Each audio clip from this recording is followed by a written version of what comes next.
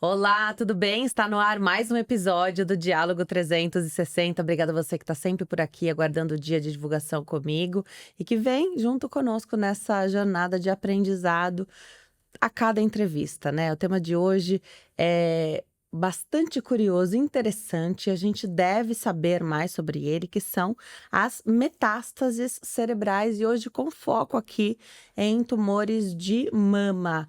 Meu entrevistado hoje, meu convidado é o Dr. Ramon Junqueira. Ele é neurocirurgião, especialista em neurocirurgia oncológica. Doutor, obrigada por ter vindo. É uma alegria te receber aqui. Eu que agradeço, é um prazer estar aqui, poder esclarecer e ajudar aí nas dúvidas. Doutor, não é fácil, né? Então, receber um diagnóstico de câncer já tira o chão dos pés de qualquer pessoa, e não só da pessoa, mas da família, porque é uma doença que acomete a família toda, né? E aí, quando a gente fala de uma metástase, é algo totalmente indesejável, né? Então, a primeira coisa que a gente pensa é, opa, se for localizado, com certeza vai ser melhor, o melhor prognóstico, o melhor tratamento, talvez ainda mais se for inicial. Então, daqui, para a gente começar, fala um pouquinho o que são essas metástases cerebrais, acomete mais homens, mulheres? Tá, muito bom. Sobre as metástases cerebrais, assim, primeira coisa de epidemiologia que é bom enfatizar é assim, quais são as principais metástases do cérebro, né? Então, o cérebro, a gente sabe hoje que a maioria dos tumores cerebrais são metastáticos, né, no adulto. Então, a maioria dos tumores no adulto são por metástase. Então, é um tumor que acometeu em algum outro lugar que foi para o cérebro, tá? Esse é o primeiro ponto. Quais os tumores mais comuns no cérebro? Quais os tumores mais comuns que dão metástase? Que são dessas metástases cerebrais? Os tumores mais comuns são, no homem, o tumor de pulmão, tá? E depois o melanoma, que é o tumor de pele.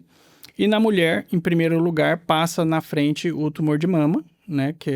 E depois o tumor de pulmão, tá? Então, esses são os tumores mais comuns, metástases cerebrais. Porém, o tumor que tem o maior tropismo para o sistema nervoso central, do ponto de vista celular, né? O que mais dá, tem dois importantes, que é o melanoma, que ele tem um tropismo bem importante para o sistema nervoso central, e o tumor de células claras renais. A diferença disso é que você vai... Por que tem mais tumor de pulmão que dá metástase cerebral? Porque tem muito mais tumor de pulmão do que tumor de células claras renais. Mas entre os dois, se você for considerar, acaba sendo o tumor de células claras renais. Se você for subdividir em subtipos, por exemplo, o tumor de pequenas células pulmonar também é um tumor que dá muita metástase cerebral. Então, acaba sendo ele passando na frente do número total. E na mulher é muito importante ver o tumor de mama, porque o tumor de mama na mulher, e principalmente os tumores mais agressivos, HER3 positivo, dão muita metástase cerebral. Então, é uma taxa acaba sendo muito metastático, tem um tropismo grande para o sistema nervoso central. E desses tumores, se você for considerar que o tumor de mama acaba tendo uma prevalência maior, você acaba colocando a mulher como tendo mais metástase cerebral do que o homem. Então, a mulher, em algumas séries de casos aí, você vai pegar aí a mulher tendo em torno de 60% mais metástase cerebral do que o homem. Então, por causa do tumor de mama que acaba passando na frente aí do ponto de vista de estatística, né? Como é que essas metástases se formam? Então, elas vão o câncer, o tumor surge ali localizado. Como é que isso vai? E por que o cérebro é um dos locais preferidos, né? Não necessariamente preferido, mas é uma boa pergunta. Por que temos mais metástase cerebral também, né? Tem dois motivos que faz a gente ter mais metástase cerebral. O primeiro motivo é os pacientes estão vivendo mais. Então, antigamente, os tratamentos sistêmicos, os tratamentos dos tumores não eram tão bons. Então, o paciente acabava morrendo antes e vivia com menos tempo com o tumor, não dava tempo de dar metástase. Hoje, o paciente vive mais tempo com o tumor. Então, como ele vive mais tempo, dá tempo desse tumor dar metástase e acaba dando metástase para o cérebro, né? O outro ponto é que a gente tem exames melhores. Você tem exames de imagem melhores, ressonância, etc. Então, esses exames conseguem pegar essas metástases, né? E por que essa pergunta? Por que eles escolhem o cérebro? A gente sabe que existe esse tropismo para o sistema nervoso central, algumas coisas que levam a isso. Um pouco é o que acontece na substância branca. Tem um pouco da microbiologia também do tumor e como que ele ataca, pega muito mais a substância corte subcortical, que é a área que tem uns vasinhos pequenininhos. Esse tumor passa e ele consegue entrar na barreira hematocefálica, porque ele consegue reconhecer e entrar na barreira hematocefálica. Isso é uma coisa que é muito difícil, é tudo passar para entrar no cérebro. Mas existe alguns tumores que ele tem lá e ele consegue passar. Então, por isso que é muito mais essa questão dele conseguir ultrapassar essa barreira hematocefálica para conseguir se alocar ali no cérebro. E qual o local mais comum? A gente fala que é realmente essa substância, na substância branca, né? Córtex subcortical, que tem esses vasinhos pequenos. Vai uma célula ali, se alocou ali, ficou ali, e aí começa a crescer o tumor ali. Toda paciente com câncer de mama corre o risco de ter uma metástase cerebral? Todo paciente com câncer, de outros cânceres também, inclusive de mama, tem o risco sim de ter metástase cerebral, né? O câncer de mama, igual eu falei, acaba que na mulher é o mais comum, né, para dar metástase, então por isso mesmo acaba sendo mais comum que leva a metástase cerebral. Então hoje a gente sabe aí que alguns cânceres de mama que são mais agressivos, etc., acabam evoluindo com metástase cerebral ao longo da vida, tá? A gente tem um dado hoje importante da ANS, né, American Society of Neurosurgery, que é falando quanto que você tem hoje, mais ou menos, de metástase cerebral. A gente tem aí uma estimativa de 200 novos casos por ano nos Estados Unidos de metástases cerebrais, então é um dado bem relevante, né? É bastante gente com metástase cerebral. E se você for levar em consideração que em alguns estudos, tem um estudo europeu também que mostra que em torno de quase 60% das mulheres dessas metástases cerebrais operadas, então considerando metástases cerebrais em pacientes operados, não tem pacientes neurocirúrgicos. Em torno de 60% são mulheres, então também é uma estatística bem alta. Tá? Por isso que a gente fala, por que tem que preocupar? Porque esse 60% deve-se exatamente ao câncer de mama. Entendeu? E quais são, doutor, os principais sintomas neurológicos que poderiam indicar uma metástase cerebral? Muito boa pergunta. Muita gente pergunta assim, muita gente acha que é dor de cabeça, alguma outra coisa que é pouco relevante, né? Os principais sintomas neurológicos que faz a gente pensar em algum problema, principalmente um paciente que já tem um tumor primário, que a gente sabe, principalmente sintomas referentes à hipertensão intracraniana ou sintomas referentes ao local onde essa metástase se ocupou, né? Então, sintomas referentes à hipertensão intracraniana, né? Que não é uma dor de cabeça simples, mas uma dor de cabeça com vômito, com tontura, com disbasia, que a gente fala que é dificuldade para deambular. Então, são vários fatores que levam a gente a pensar, quando leva o neuro a pensar, pode ser uma hipertensão intracraniana, pode ser que está desenvolvendo essa hipertensão intracraniana, pode ter sido por causa de um tumor, e aí investigar isso, tá? Esse é um ponto.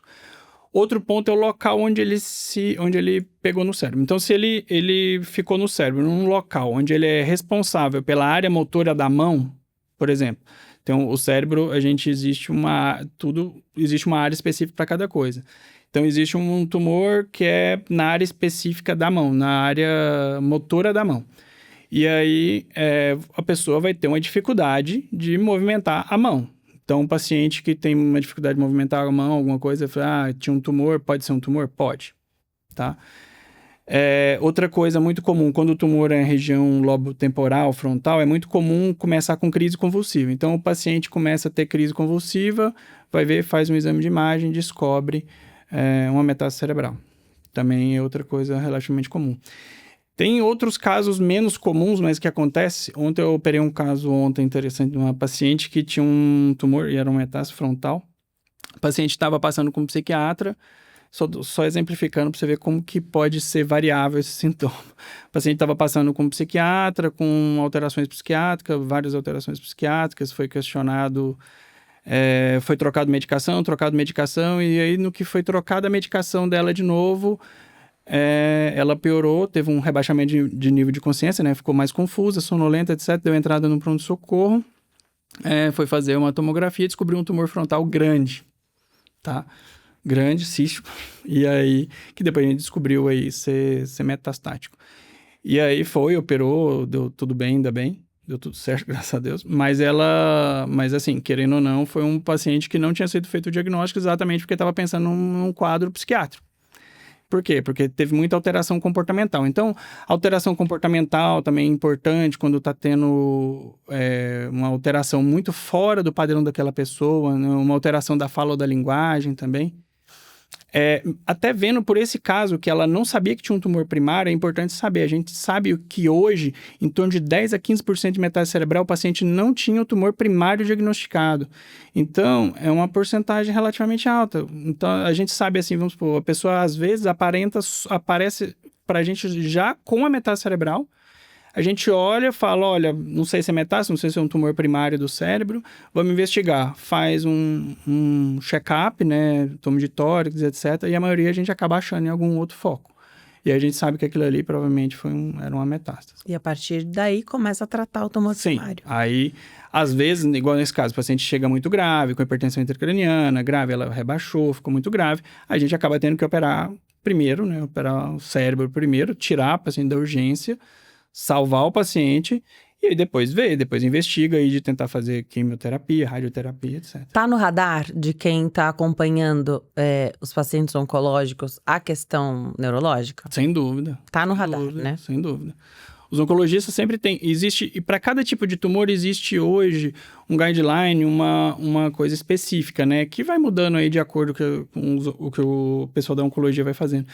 Então, por exemplo, um paciente que tem melanoma. A gente sabe que o melanoma tem uma taxa muito alta de metástase cerebral. Então, o paciente que tem melanoma vai lá e faz uma ressonância por ano, uma ressonância a cada 6 meses no começo, dependendo de onde está a terapia. O paciente está fazendo imunoterapia, está tendo uma resposta boa, e eles ampliam lá para uma ressonância por ano cerebral. Mas por que já faz essa ressonância já direto? Porque a gente sabe que a taxa de metastática do tumor é muito alta. Então, isso aí o pessoal já sabe e já acaba fazendo. Aí vou colocar aqui uma situação hipotética, né? Tá tratando, fez o exame, a princípio não tinha nada, mas durante o tratamento, a gente sabe que o paciente só ganha ali, tá curado, tem um tempo, 5 anos, às vezes até mais, depende do caso. Durante esse período, pode acontecer a situação metastática? Quando você acha que está curado, né? Isso. Fez a terapia, eu vou dar um exemplo. Eu entendi sua pergunta. Porque aí dá uma afrouxada no acompanhamento, né? Sim, mas não dá. Se você está acompanhando... muitas vezes, eu vou ser sincero, não é questão nem médica, é muitas vezes o paciente. O paciente, ele tem uma fase de negação também. Ele tem uma fase que ele fala assim, eu me considero curado, e ele abandona o paciente. Eu peguei um caso semana passada, retrasada, se não me engano, que foi mais ou menos isso. Um paciente tinha um tumor, tinha um diagnóstico de tumor, estava sendo acompanhado, e ele mesmo abandonou o tratamento. Assim, não, 2 anos com exame normal. No caso, fez um PET-CT normal e abandonou o tratamento. Abandonou. Falei, não, tô zerado, não preciso mais acompanhar. Tinha consulta marcada com o que não passou, tinha consulta marcada com o neuro que não passou, e simplesmente não passou, e 2 anos depois retornou. Retornou com crise convulsiva e retornou com um tumor no cérebro. Uma nova metástase. Aí a gente volta de novo do começo. Então, isso acontece também do outro lado, né? Do paciente também de falar assim, não, eu tô curado, eu não quero mais pensar nisso, tchau. Mas, em geral, a gente pede para estar retornando uma vez por ano. Muitas vezes eu falo para o paciente, você tá bem, às vezes até para tumor cerebral primário, você tá bem, tá? O seu tumor era benigno, tá? Foi retirado tudo, mas não esqueça da gente. Passa aí, às vezes a gente fala, passa uma vez por ano, ou alguns tumores até que já tá muito bem ressecado, que tá muito bem, passa uma vez a cada 3 anos, então você fala, a cada 3 anos você tem que fazer um exame de controle. A questão é que você fala para um paciente passar e fazer um exame de controle a cada 3 anos, ele vai esquecer, ele só vai lembrar daqui 5, 6 anos, entendeu? Porque ele considerou que ele está curado. Então, isso é uma coisa que tem que prestar bastante atenção também. Então, quando o paciente apresenta sintomas neurológicos, quais são os exames que são pedidos? Para exame neurológico, aí a gente pede, aí tem várias coisas, né? Em geral, o pessoal o oncologista pede muito o PET-CT, né? O SPECT, que é uma tomografia com emissão de pósitron, né? Uma tomografia que vai ver tudo, assim, faz tudo. Então, você vai ver quais os focos que tem maior marcador, e quais os focos maiores de suspeita de metástase, né? É um exame. Também tem tomografia de crânio, que dá para ver muito, tá? E a ressonância, né? Muita gente fica questionando muito que a tomografia é melhor para ver tecido de alta densidade, a ressonância é melhor para ver tecido de baixa densidade, né? Então, depende do que você quer ver, e não do quão é melhor ou pior o exame, e sim do que você quer ver. Então, você vai lá e faz a tomografia ou ressonância, mas em geral a gente pede mais ressonância, porque a gente está falando de metástase do cérebro, né? Então, acaba que a ressonância tem uma sensibilidade e especificidade melhor. Então, a gente vai lá e faz a ressonância de cérebro e consegue pegar o tanto de metástase que tem, o grau de metástase, o grau de invasividade dessa metástase. Outras coisas importantes também na metástase, o grau de edema ao redor dessa metástase, né? Porque geralmente a metástase tem um grau razoável de edema maior do que em outros. Então, também por isso que às vezes a gente tem que tratar cirurgicamente, né? Isso é importante. Legal. Fez o diagnóstico de uma metástase cerebral. O que isso vai mudar no tratamento da doença sistêmica? Boa. Questão assim, você já tem vamos supor que a pessoa chegou e já sabia que já tinha um tumor primário, um tumor de mama. E aí descobriu uma metástase cerebral, né? Algumas coisas, às vezes não... A gente sabe, igual eu falei, segundo o guideline da ASCO, né, 2021, a gente sabe que os tratamentos focais são superiores a tratamentos sistêmicos. Então, o paciente tem um tumor, uma metástase cerebral. A gente sabe que você usar só quimioterapia, às vezes, não vai ser tão bom quanto você fazer um tratamento focal. O tratamento focal seria a cirurgia ou a radiocirurgia. Então, pensando em cirurgia, descobriu que tem uma metástase e vamos tentar fazer a cirurgia. Tem várias coisas para ser levado em consideração para fazer essa cirurgia. Então, o número de metástase. Quando tem muitas metástases, quando às vezes tem 3, 4 metástases, você consegue tirar o local dessa metástase. Você está no local, que é um local que você consegue fazer uma boa ressecção com uma boa qualidade de vida do paciente, né? Existe um termo que a gente usa muito para neurocirurgia oncológica, que é o Maximal Safe Resection. O que é isso? É a ressecção máxima segura. Então, é sempre você ressecar o tumor pensando no paciente, pensando na sobrevida do paciente e na qualidade de vida do paciente, né? A gente brinca muito, não adianta você ir lá e tirar o tumor inteiro e falar, tirei o tumor, foi um sucesso, o paciente não sobreviveu. Não adianta, você tem que focar no paciente, óbvio. Então, a gente sempre foca nisso e na qualidade de vida do paciente. Então, quando você vai fazer essa ressecção, você tem que levar tudo isso em consideração. Você leva isso em consideração, vê o melhor jeito de fazer essa ressecção, quais materiais que você vai usar. Hoje, o desenvolvimento da medicina evoluiu muito, muito. Então, a gente faz aí cirurgias awake, né, com o paciente acordado, que tem um resultado muito bom, por exemplo, em tumores em área da fala e da linguagem, tá? Algumas cirurgias também que a gente faz muita cirurgia com monitorização neurofisiológica intraoperatória, que ajuda muito a ter uma qualidade melhor, tá? Então, isso são pontos muito positivos. Então, tudo isso que a gente vai levar em consideração para poder fazer a ressecção. Às vezes, você tem 5, 6, você vai conseguir tirar 3, 4, vai sobrar uma ou outra, o resto vai ser feito radioterapia focal. Então, hoje, a radioterapia focal é melhor do que antes a gente falava whole brain, né, que é a radioterapia cérebro total. Hoje a gente usa umas terapias focais com melhores resultados, IMRT. Existem algumas terapias radiocirurgia, radioterapia focal que tem melhores resultados, mesmo no pós-operatório. Então, você opera, faz essa radioterapia focal no sítio do tumor que você operou e às vezes nos outros. Outras coisas que a gente usa, que também está no guideline da ASCO, é você usar, por exemplo, memantina para diminuir o risco de demência, porque esses pacientes são pacientes que estão vivendo mais. Estão vivendo mais, faz radioterapia, alguma coisa, acaba gerando demência no futuro. Então, a gente usa esse remédio também, né? A memantina é um remédio, um agonista do receptor NMDA, que é um remédio que a gente usa por causa de demência, etc. E aí você usa a memantina, pode usar também a radioterapia poupando hipocampo, também é um outro tipo, eu sou neurocirurgião na minha área, mas como eu mexo com tumor, a gente vê um pouco. Então, isso é importante. Tudo isso vai mostrar, o paciente vai ter uma melhor qualidade de vida depois. E aí, depois disso, você continua com as terapias sistêmicas, né? Com a quimioterapia, com as imunoterapias, etc. E tudo isso somado, toda essa... com vários especialistas, o neurocirurgião, o oncologista, o radioterapeuta, então todo mundo somado, isso vai fazer o paciente ter um resultado muito melhor. Entendi, então, que o tratamento tem várias faces, né? Então, Você vai abordar de todas as formas que for possível e necessário.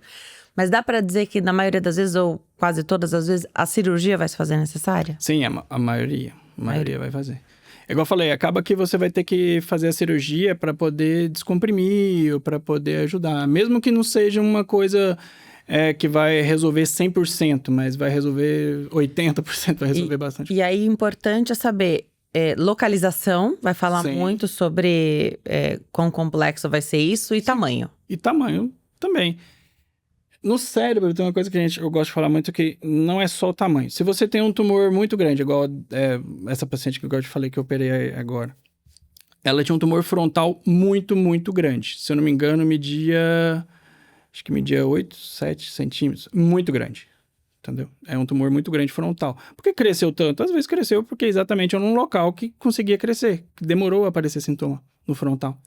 Se você tem, eu operei, acho que foi mês retrasado, um tumor no tronco, que era que a gente achou que era metástase, não era, depois descobriu que era para qualquer outra coisa. E um tumor muito pequenininho de 2 milímetros. Então, um tumor pequeno de 2 milímetros no tronco vai fazer muito mais estrago do que um tumor de 2 centímetros no frontal. Então, não depende só do tamanho, mas muito mais da localização. E com tudo isso do tratamento, o que se espera? Qual que é o objetivo dos tratamentos? O objetivo sempre é você aumentar a sobrevida. Então, vamos lá. Primeiro ponto, aumentar a sobrevida do paciente, né? Então, a gente sabe que com esse tratamento a gente conseguiu aumentar muito a sobrevida aí dos tumores, do que era de um tempo para hoje, né? Então, assim, melhorou muito. Então, primeiro ponto, aumentar a sobrevida. Segundo ponto, melhorar a qualidade de vida. Então, não adianta você deixar o paciente vivo muito tempo, se o paciente vai ficar vivo numa cama, né? Com a status performance do paciente muito baixo, o paciente não vai ter resultado nenhum, então não vai ser legal. Então, segundo, qualidade de vida, o paciente tem que estar apto a fazer as atividades dele.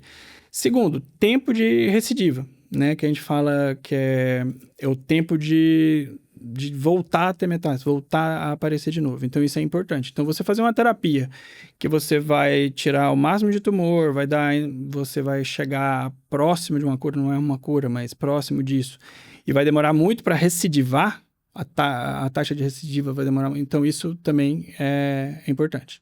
Tá? Uhum. Então, basicamente, são os 3 pontos que a gente foca mais hoje na neurocirurgia oncológica. E se você pudesse falar dos avanços recentes, então? Terapia-alvo, imunoterapia, o que você diria aí? Como isso tem impactado o controle? Sim. Então, é interessante falar aí dos avanços, principalmente que você falou em imunoterapia, que vem realmente tá sendo bem falado, né? A questão é que a gente conseguiu, com a ciência aí evoluindo muito bem, conseguiu muita coisa conseguiu melhorar muito, né? O prognóstico do paciente, a sobrevida, etc. Por exemplo, o paciente que consegue fazer uma imunoterapia, o que são as imunoterapias, né? Vamos abrir um parêntese aqui. Então, as imunoterapias, hoje você tem aí as terapias inibidores de checkpoint, né? Que são os inibidores de PD1 e PDL1 e de CTLA4. São inibidores, o que é? O que é o problema do tumor? Você tem o tumor e o seu sistema imune, por que o seu sistema imune não ataca o seu tumor? Você tem um tumor lá e ele não ataca. Ele considera o tumor como sendo self, como sendo dele. E ele não ataca, ele não reconhece aquele tumor como sendo uma coisa ruim. Então, ele vai olhar, ou vai passar a sua célula T, seu linfócito de defesa, vai passar lá e vai falar, não, isso aqui faz parte do meu organismo, eu não vou atacar ele. E continua, e o tumor vai crescendo. Então, o que a gente faz? A gente tenta estimular o seu sistema imune a mostrar e falar assim, isso aqui é do mal, você tem que atacar ele. E ataca, tá? Então, um trabalho bem antigo, interessante, que mostrou que uma taxa de, se eu não me engano, da República Tcheca, que eram pacientes que tinham uma taxa, tinha infecção cerebral, tinha infecção no pós-operatório de tumores cerebrais, começaram a ter uma resposta boa, assim, mas por quê? Porque o organismo ia lá para atacar a infecção e atacava o tumor de quebra. E aí você matava o tumor também. E foi aí que começaram-se também a pensar, falei, cara, e se a gente estimular o seu sistema imune a atacar o tumor, de alguma forma? E aí veio aí, hoje tem várias coisas, né? Então, uma delas, esses inibidores de checkpoint, tenta fazer exatamente isso. Ele tenta pegar, estimular com que você tenha boa resposta e comece a atacar aquilo. Mas isso não é para todo paciente, todo tumor. Hoje tem o NGS, que é um exame que a gente faz de sequenciamento genético aí dos tumores. Você pega os tumores e alguns tipos de tumores com alguns tipos de sequenciamento genético tem uma boa resposta. Outros não. Então, você primeiramente tem que saber se o seu tumor é elegível para você tomar o remédio, fazer imunoterapia ou não. Então, se você vê que isso foi muito bom nos pacientes aí com melanoma, teve uma resposta muito boa com pacientes de câncer de mama. Hoje existe alguns tipos de câncer de mama aí, com alguns tipos de alterações genéticas, que tem um resultado muito bom para alguns tipos de imunoterapia. Então, ele consegue ter um bom resultado. Outra imunoterapia que é utilizada chama CAR T-cell. O que é? Você pega... Eu quero estimular a sua célula T, o seu anticorpo a matar o tumor. Como é que eu faço isso? Eu vou lá, coleto seu sangue, pego uma amostra do tumor, vejo o sequenciamento genético dele, vou lá e coleto o seu linfócito T. E pego aquele linfócito T seu e conecto a parte CAR, que é a parte que vai fazer ele reconhecer aquele tumor e matar o tumor.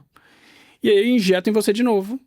Isso é o CAR T-cell. Então, eu vou lá e injeto de novo. Só que eu estou injetando em você um linfócito T. Lógico, eu pego esse linfócito T, coloco, estimulo o crescimento, reproduzo ele em placa, etc. Faz bastante. Depois que gerou muito, eu vou lá e devolvo ele para você. Aí agora você está com o seu sistema imune, os linfócitos T seu, que está estimulando a matar um tumor independentemente de onde ele está. Então, você consegue mandar como se fosse um míssil já guiado já para onde que você vai querer atacar. Então, você consegue atacar aquele tumor específico com aquilo que você deixou geneticamente. Outra coisa que também tem sido usada, teve um trabalho da Duke University que foi importante por isso, mas foi para tumor primário cerebral, que é também usar um vírus recombinante. Então, um vírus que você estimula o vírus a atacar uma célula específica, no caso, a célula tumoral.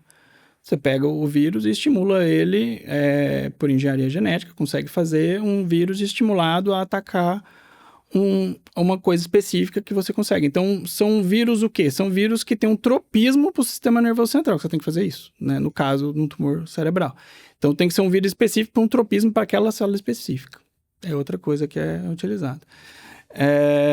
Outra terapia que é interessante, a gente não tem no Brasil ainda, né, que a gente estava falando antes, que é o TTF, né, o Tumor Treated Field, que é um campo elétrico. Na Europa começou em 2017, 2018 a usar, então assim, é bem inovador. Eles colocavam um capacete antes, usavam uma bateria gigante, o cara tinha que ficar andando com aquela bateria, tipo uma mochila nas costas. Você coloca um capacete que vai emitir ondas. Essas ondas vão agir numa fase da multiplicação, e essa fase ele vai fazer um desarranjo na hora da anáfase, que é na hora da divisão celular.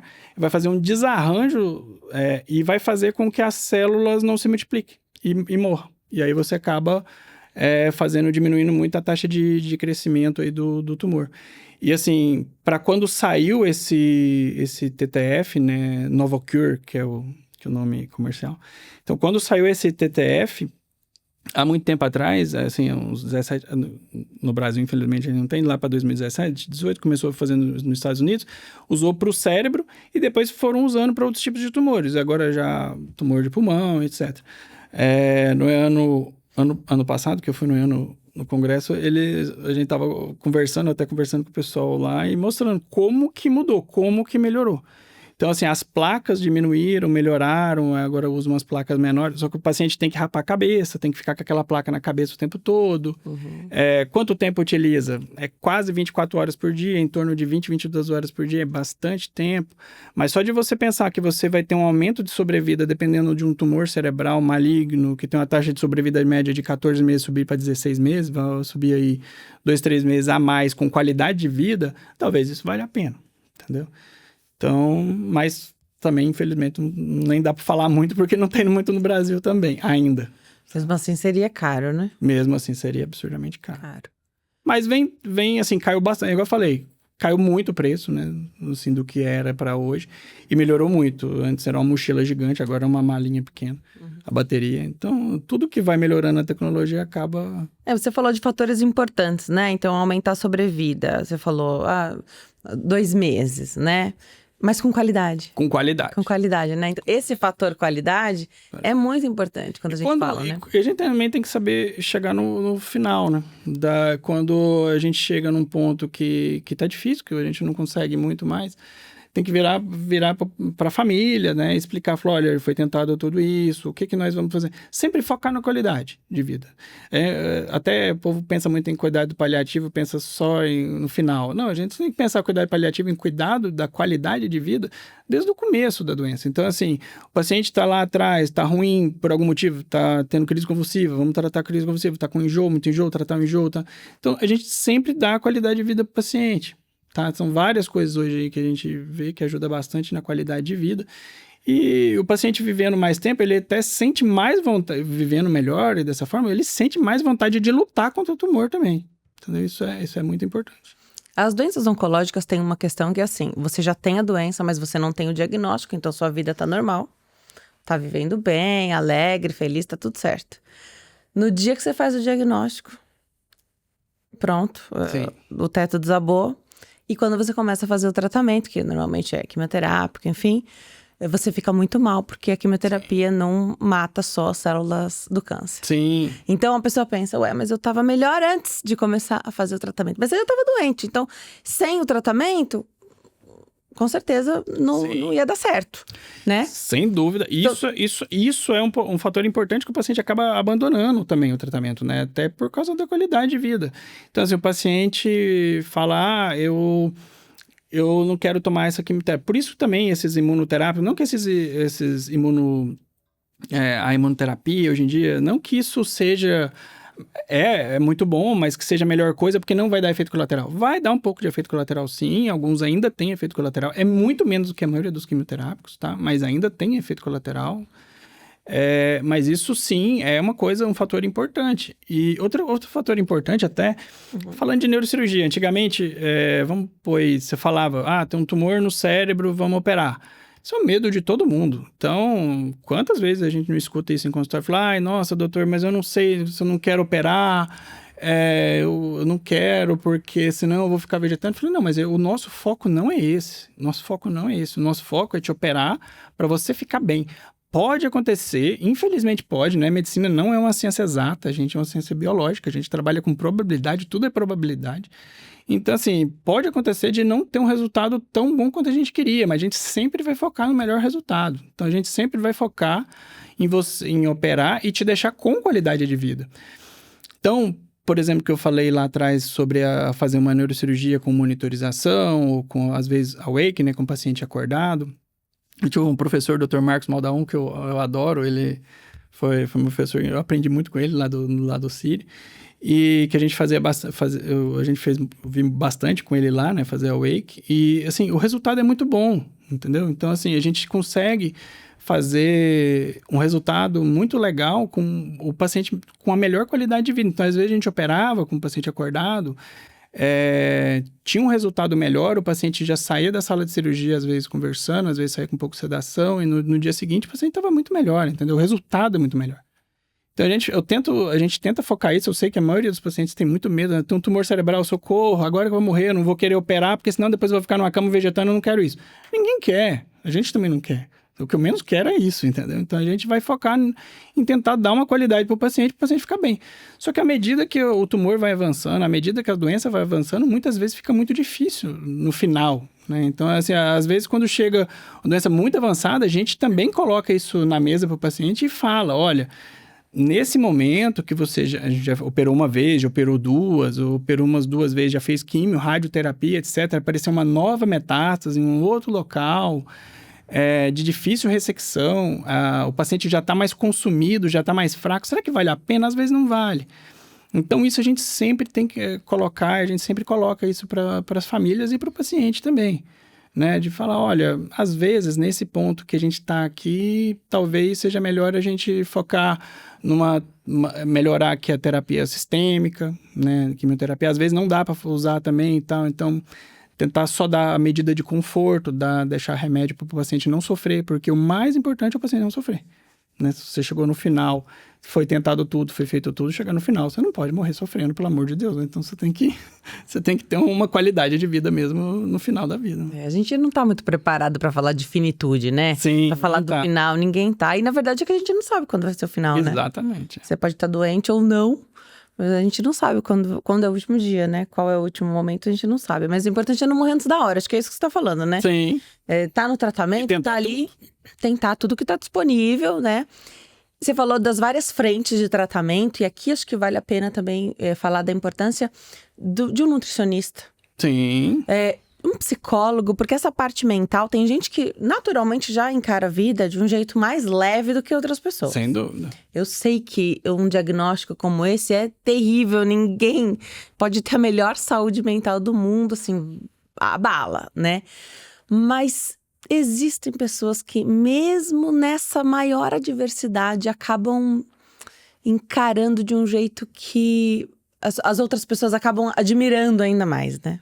Isso é interessante falar, como que a gente vê isso na prática. Um paciente que eu gosto de falar assim, eu gosto de sentir muito o paciente até antes da cirurgia.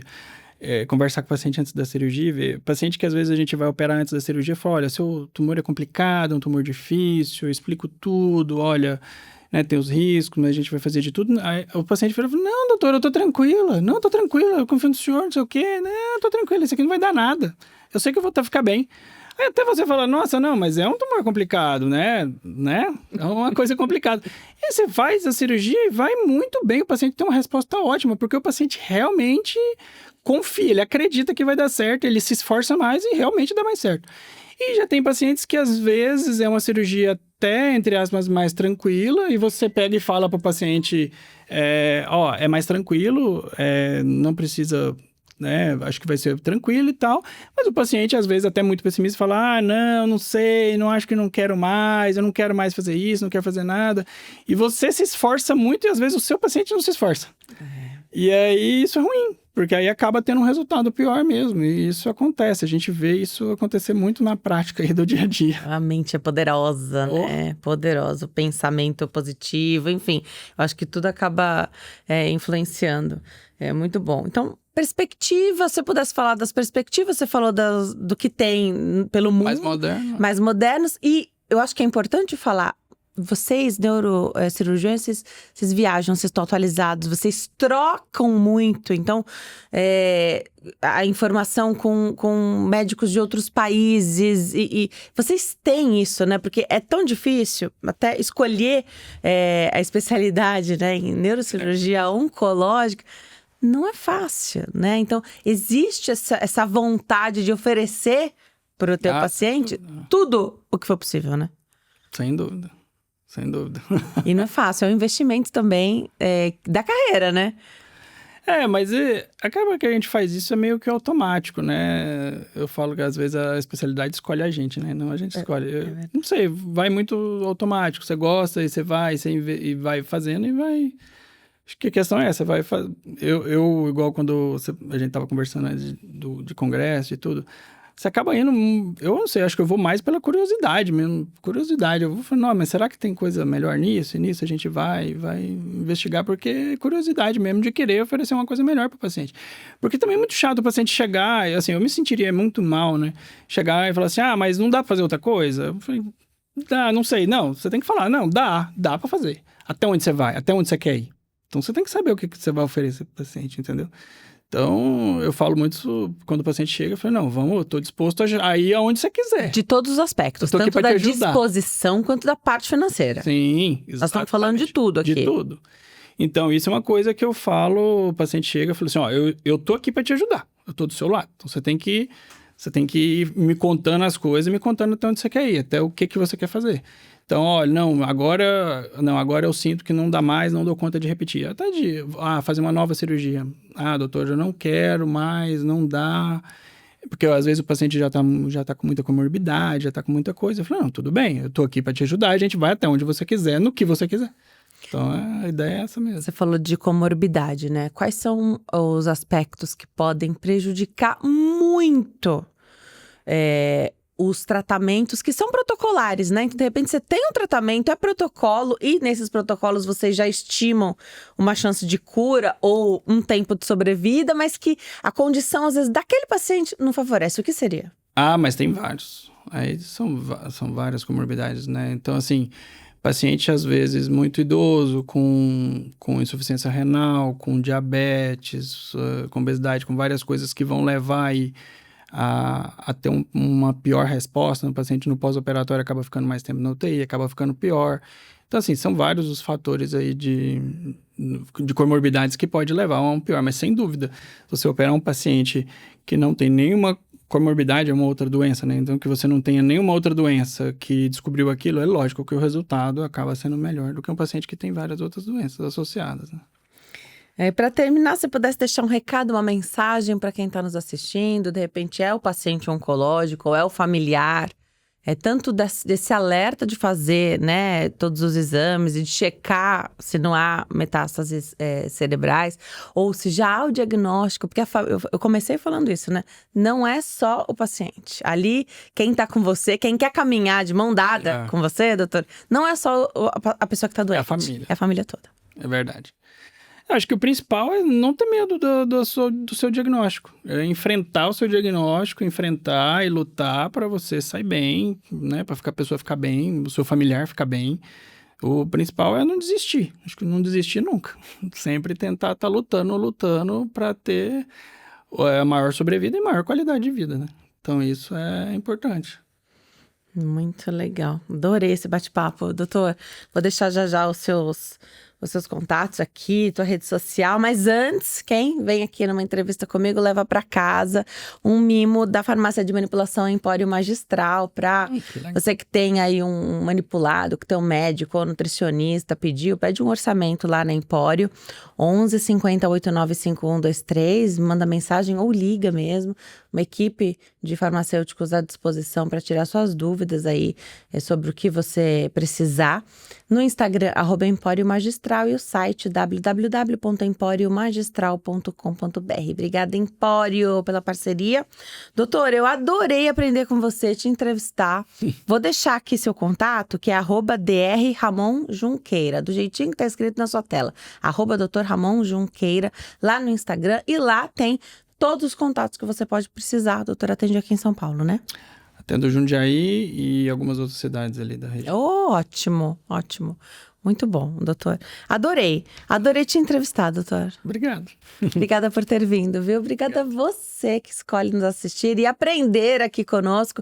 Que alegria, a vida é feita de diálogos e conexões, e eu te vejo no próximo episódio. Tchau.